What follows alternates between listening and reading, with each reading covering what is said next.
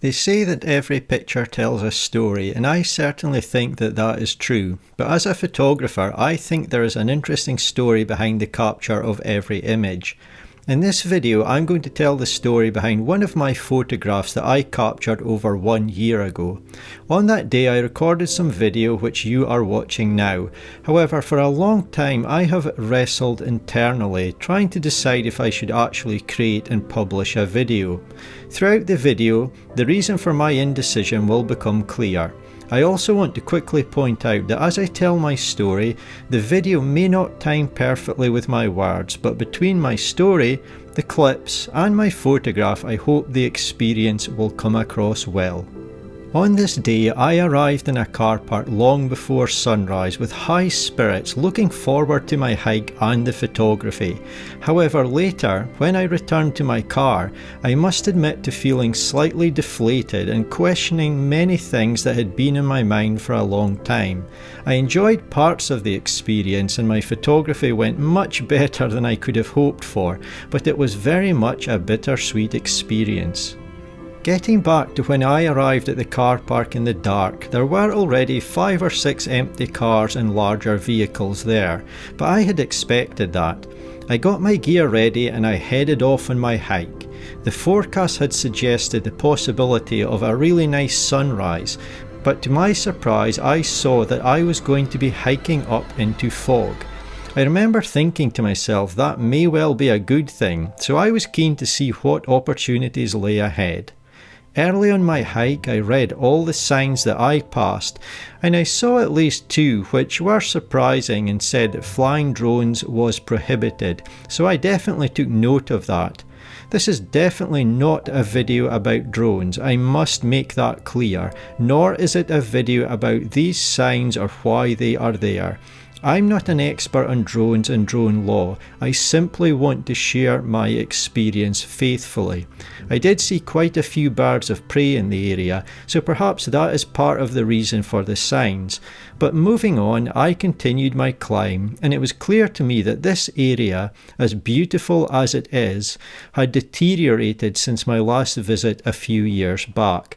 I could easily see the signs of damage and overused paths, which were not coping with how many people use them. Even though it was dark, I saw workmen hard at work trying to repair or save many areas and paths on this hike. I also saw numerous signs asking visitors not to go to certain areas due to damage, but even this early in the morning I saw a few people completely ignoring that. However, it was nothing compared to what I would see on the way down. Respecting the requests on the signs, I continued as the fog persisted. However, as I neared the top of my climb, the sun began to break through and I sensed I was going to witness something quite special. I was now very much thinking about my photography. I was excited and I began to prepare to capture an image. Reasonably near to me, I did see a man who didn't have a camera or tripod, but he had at least 2 drones on the ground in front of him, which he was preparing for use. I smiled to him and said good morning, and we both discussed how amazing the sunrise was becoming as the sun broke through. He was a really nice man, but I had to stop chatting and concentrate on my photography, and the man began to fly one of his drones. I also heard and saw at least 3 more drones being flown by other people much further away from where I was. After a few minutes had passed, the man came over to me and he said he just wanted to let me know that he, and only him as far as I was aware, was here in an official capacity. He had a drone permit allowing him to fly drones here, and that he was here to record video footage which will be used, and I'll paraphrase here, to try and encourage more tourism to the area. I think I replied that he will be getting some really nice video on this clearly special morning, and he agreed, and we both went about our business delighted with the conditions that we were witnessing. It was the type of morning that I knew I may never get again, so I wanted to make the most of it. The later sections of this video may look quite bright, but my photography was complete not too long after 9 AM and I was soon to begin my way back down. From my high vantage point I could already see a significant increase in the number of people walking around. As I descended further I was genuinely shocked at how many people were walking up as I headed down. I constantly had to step aside and let people pass. Many other people did the same for me. There was a non-stop flow of people on the path. Busy is not the correct word for me to use. It was overcrowded and it felt like being stuck in a traffic jam. I didn't feel that I was remote and out in nature anymore. I felt that I was on the congested high street of a city during the festive period as everyone does their last minute shopping. When I could see the car park, I saw that it was completely full and there were vehicles on the road queued, desperate to find a space somewhere. And I assure you that I thought to myself, I am one of the people here. I am one of the people making this place so busy early on this morning.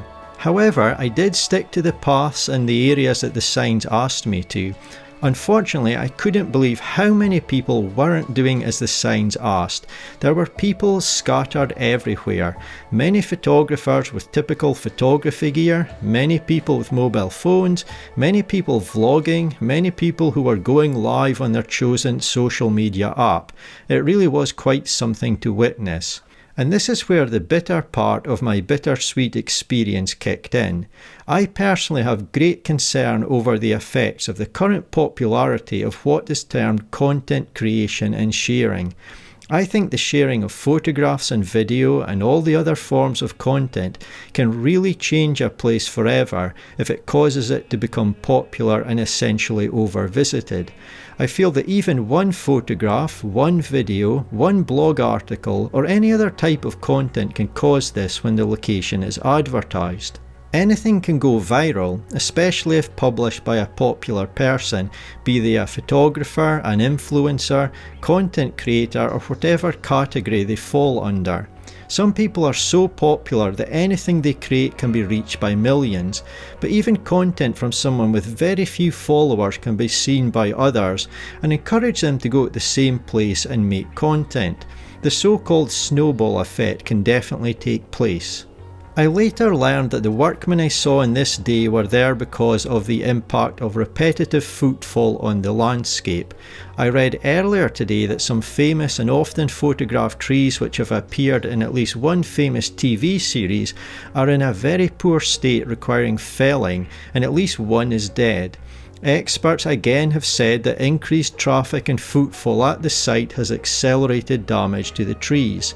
A common line of advice when out in nature is to leave no trace, and that is excellent advice that I try to follow. However, I've seen with my own eyes and read enough articles by experts to know that once a place becomes popular, even though all visitors act very responsibly, it may well be impossible to leave no trace. Footfall itself does leave a trace. My own thought in the matter is to always consider the landscape itself, to consider the wildlife we may call at home, and to consider any people who may live in that area or even slightly further afield. If I was to create any type of content about that location which became popular, or someone else saw my content then they make the location popular, what would I have caused? Popular content has the power to change a location forever, and not always in a good way. I am aware of people who have felt that they have had no choice but leave home due to their area changing forever, due to becoming popular through online content. As photographers, content creators or whatever we are, would we be happy bringing this level of attention to locations very close to our own front doors? This is a large and complex topic which I could give my thoughts on for hours. However, I am not an expert and I don't have all the answers. I'm just a photographer who loves nature. There are many who are much more knowledgeable and experienced than I am. At the beginning of this video I said I wrestled internally with releasing any of the video that I recorded on that day. The video quality isn't great, it's definitely nothing special, and that's because I am a photographer and I was there to enjoy the experience and to take a photograph. I wasn't there to create high quality content, if that's the right word. I'm delighted with the photograph that I created, and I felt fortunate to be there on that day, but my internal struggles were not due to the quality of my video. Simply put, I did not want to release my content because I felt this location, just like many others, is struggling from excessive footfall, and that does not come cost free. I did not want to release anything which could potentially make the location even more popular. After more thought than I care to admit, I decided to create this video. You will note that I didn't use the location in the title, nor will it appear anywhere within my video, the video description or the video tags. This video won't have a clickbait title or thumbnail, nor will I make it obvious where I was in the thumbnail. I do of course expect that everyone who watches this video will instantly know the location, but I hope the people who watch are photographers and or nature lovers who may share similar thoughts. I hope that somehow this video will have the potential to do more good than harm. As a full-time photographer, part of the reason of course that I was there was to take a photograph. I have to make a living and I will be selling that photograph. However, I feel I have an obligation to consider nature and people, and I always try to put those first over personal financial gain.